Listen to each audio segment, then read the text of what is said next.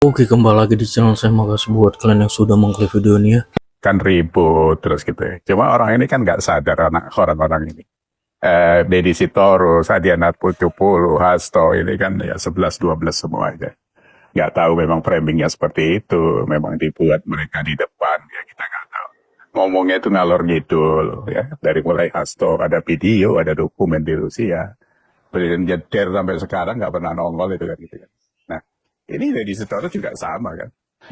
Mancing-mancing kayak gitu. Yang dihadapi orang itu suhu itu. Bukan Jadi cupu kalau ya? iya bukan cupu itu suhu. Makanya dia tenang. Saya Pak Jokowi itu kan mesem. Karena dia tidak menerima sesuatu itu kan apa ya? Pak Jokowi itu kan gini Mas Budius. Dia orang yang punya kebajikan komplit ya. Kebajikan makanya kebijakannya biasanya bagus. Kata kalau ini kan kebajikan ini menyangkut dengan moral ya. Seperti kejujuran, keadilan, kesabaran. Itu kan ada di diri Pak Jokowi itu. Jadi saya dapatkan dari beliau itunya yang paling kuat. Karena kita tahu latar belakang beliau seperti apa. Nah, jadi kalau sekarang Pak Jokowi ngomong itu saja, ngomong kemarin reaksi yang 1-2 patah kata itu saja, untuk sementara cukup dulu gitu. Karena begitu dia jawab saja sudah, jadi Sitorus juga kelimpungan juga gitu kan. Kemarin malah ada statement dari Sitorus kalau Pak Jokowi mau ngopi-ngopi nanti saya kasih tahu gitu ya siapa utusan itu. Masa kelasnya Pak Jokowi ngopi sama Deddy Sitorus? Nggak kelas ya menurut Pak Yas ya? Ya bukan merendahkan Deddy Sitorus. Iya. Tapi kalau mau cari apa ya kelas bantam ya jangan mau main sama kelas berat bos. Ya bisa dikuliti loh gitu kan. Nah, itu saya pikir reaksi Pak Jokowi ya seperti Mas Budius katakan tadi dan kawan-kawan di lapangan juga sama. Sebenarnya terlalu lama Pak Jokowi kalau menurut ukuran kita gitu. Kita ini kan orangnya nggak sabaran gitu kan. Benar. Ya kan? Dibantai sana sini kayak gitu dia tenang saja mesok. Kayak dari Jokowi sampai sekarang kan di medsos begitu luar biasa kita siapa yang modal itu ya kita bisa baca lah. Adili Jokowi semua keluarganya. Loh, yang dari dulu yang dibilang Pak Jokowi kalau mau nuntut ya tunjukkan aja buktinya diadukan ke KPK atau di mana di ranah hukum yang lain ya silakan. Masa teriak-teriak ada gitu. Ya, kira-kira Menurut saya. bentuk attacking dari Pak Jokowi selain diam aja seperti yang Pak Yas maksudkan itu, apalagi Pak? Apakah misalnya beberapa nama dari 9 itu mulai akan dipanggil kejaksaan atau KPK atau seperti apa Pak Yas? Karena kan ini battle-nya kan sudah jelas. Battle ini sebenarnya antara Megawati dengan Jokowi sebenarnya ya kan. Megawati merasa kasus Hasto ya tetap dianggap sebagai politisasi hukum dan itu bentuk dari reaksi dari Pak Jokowi ketika beliau dipecat dari PDIP kan begitu Pak? Gimana Pak Yas? Saya sih bisa iya bisa tidak. Rivalitas yang selalu dibangun oleh Bu Mega ini kan efeknya jelek gitu kan. Jadi kan kalau kita pakai analogi yang apa ya, kan sekarang kita selalu bilang di negeri ini kan kalau bisa dipersulit ngapain dipermudah gitu kan. Nah kalau Bu Mega kalau bisa dipermusuh ngapain diperkawan kan gitu. Jadi semua yang berseberangan dijadiin musuh gitu. Sebenarnya kan itu tidak bijak dari dulu kan seperti itu. Nah, kalau urusan dengan beda pilihan yang memicu sampai sekarang ini ya orang semua tahu lah. Karena terus efeknya kan Ganjar kalah dan sebagainya. Nah, kalau di pertanyaannya kapan nanti Pak Jokowi bereaksi lebih besar lagi, gitu. Saya pikir yang seperti saya katakan tadi, ini orang sabar, orang punya kebajikan yang luar biasa. Ini bulan puasa, pasti dihitung juga sama Pak Jokowi. Ya kan, dia ya orang yang punya sikap santun, punya kuat, strateginya nanti apa ya kita nggak tahu. Yang 9 orang yang target itu juga apakah itu juga bluffing saja dari Deddy Sitorus kan gitu. Nah kalau Hasto sebenarnya ya kasusnya sih kasus umum kan itu Mas Budius. Ya kan kalau ada suap menyuap, ada penggelapan, terus ada apa ya, ada penghilangan barang bukti yang bisa dibuktikan dulu kan harusnya sudah ketangkep Harun Masiku kan ada informasi bahwa dihalang-halangi di mana di PT IKA ya atau di mana itu. Nah itu kan kerjaan mereka semua. Jadi kalau kita lihat akumulasinya yang sekarang mereka harus terima, itu sebuah proses saja kalau menurut saya.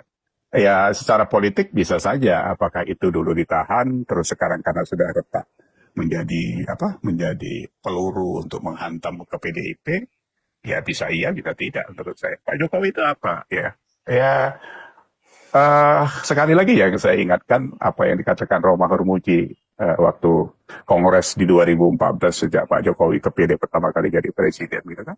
yang di Bali itu. Pak Jokowi sudah presiden, nggak dikasih ruang pidato, datang disorakin dengan gitu kan. Itu kan memang sudah mulai dimusuhi karena memang permintaan untuk menteri yang lebih banyak kan nggak diladeni Pak Jokowi kan. 4 atau 5 sampai 2019 kan jatahnya tetap segitu. Nah ini kan orang memang beda ya, berwawasan kebangsaan sama berwawasan kekuasaan ini beda jauh. Beda jauh. Jadi satu kepentingannya kekuasaan untuk menaklukkan apa yang sudah didapat, sementara yang satu adalah bagaimana berkelanjutan sebuah pembangunan atau mengurus negara itu. Sehingga sekarang ini ada Pak Prabowo itu kan kita tahu bagaimana prosesnya. Sebenarnya apa sih untungnya Pak Iyas PDIP lewat Deddy Sitorus dan termasuk juga pengacaranya Magdir Ismail gitu ya. Keuntungannya apa sih? Toh kasus Hasto kan sudah masuk sidang dan dengan sendirinya pra peradilan yang kedua kan sudah gugur. Apa untungnya melakukan semacam framing lagi gitu loh, framing lagi bahwa ini adalah politisasi hukum dari Pak Jokowi gitu loh.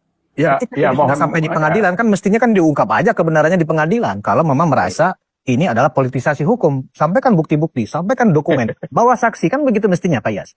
Iya, yang normal harusnya seperti itu. Tapi ini kan PDIP, ya kan? Ini kan Megawati gitu. Jadi kalau mereka itu lebih wise dari awal, kan tidak ribut seperti ini gitu.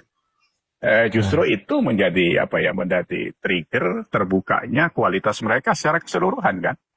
Ini kan satu koloni yang berpikirnya sama, teriak-teriak gitu kan. Kalau dibilang untungnya apa ya nggak ada untungnya memang. Apa yang mau dibuat mereka? Yang disuruh nyerang di situ terus ngomong apa saja, mereka tiap hari kan ngomongin apa saja itu kan. Yang sifatnya itu memojokkan Pak Jokowi. Ya nggak ada untungnya. Apakah mungkin untungnya itu begini Pak ya, supaya nanti dalam persidangan Hasto bebas Pak, ya kan? Kalau nggak nanti dibongkar nih bahwa benar Pak Jokowi benar telah mengirim utusan namanya Mr. X, kemudian diungkap namanya, kemudian 9 orang yang ditarget itu memang atas perintah Pak Jokowi, sehingga kalau itu dibongkar seolah-olah Pak Jokowi memang dari awal terbukti telah melakukan intervensi hukum untuk melindungi dinasti politik keluarganya kan begitu teori dari PDIP. Menurut Pak Yas kira-kira untung yang akan diharapkan dari PDIP apakah seperti itu? Itu kan kita tidak tahu secara detail Mas Budius. Kalau itu yang terjadi dengan sosok Pak Jokowi, ya berarti kita selama ini salah memahami Pak Jokowi gitu ya. Tapi kalau sampai sekarang saya masih yakin dia tidak seperti itu. Jadi ini framingnya PDIP saja gitu kan. Mengada-ngada, membuat satu gerakan yang nantinya akan seperti ini. Itu kan strategi mereka itu, ya kan? Kan ada di marketingnya ada 2 ya. Taktik dulu baru strategi gitu kan. Nah siapa yang pakai itu sekarang? Pak Jokowi yang pakai atau PDIP yang pakai? Iya kan? Kalau mereka punya analisa yang bagus, punya kepribadian yang bagus, punya pemikiran yang bagus, ya tidak seperti ini memang. Mereka kan harusnya gini ya, kalau kita pernah belajar ya Mas Budi, saya orang-orang lama kan masih punya, saya masih pakai sampai sekarang dari sudut marketing, dari apa, yang SWOT analysis itu kan. Ya, SWOT ya. Iya, SWOT itu paling efektif dipakai. Strength-nya apa di PDIP menghadapi Jokowi inilah, bukan ngajari ya. Menghadapi Pak Jokowi ini strength-nya apa PDIP? Apa masa atau 16%, apa gitu strength gitu kan. Terus apa? Weakness-nya apa itu? Kalau di Sabang seperti apa baliknya dan sebagainya. Opportunities-nya apa? Yang terakhir ancamannya apa? Masa orang-orang yang orang-orang hebat di sana ya? Hebat lah, ada Todung. Nggak bisa menganalisa SWOT itu secara terukur kan begitu? Iya dong. Masa partai besar punya punya sekolah partai, punya segala macam. Ini yang dibesarkan apanya di sekolah partai itu? Mulutnya. Suaranya. Kan nggak gitu. Jadi kualitasnya yang saya lihat agak sedikit ada question mark juga di situ. Ini kan sekarang udah kebaca orang. Yang membuat mereka makin lemah itu karena medsos begitu terbuka sekarang. Jadi kebaca orang, teriak pagi itu langsung sampai seluruh Indonesia kan itu. Terus yang diomong itu ngomong kosong semua itu. Dijengkali orang sekarang.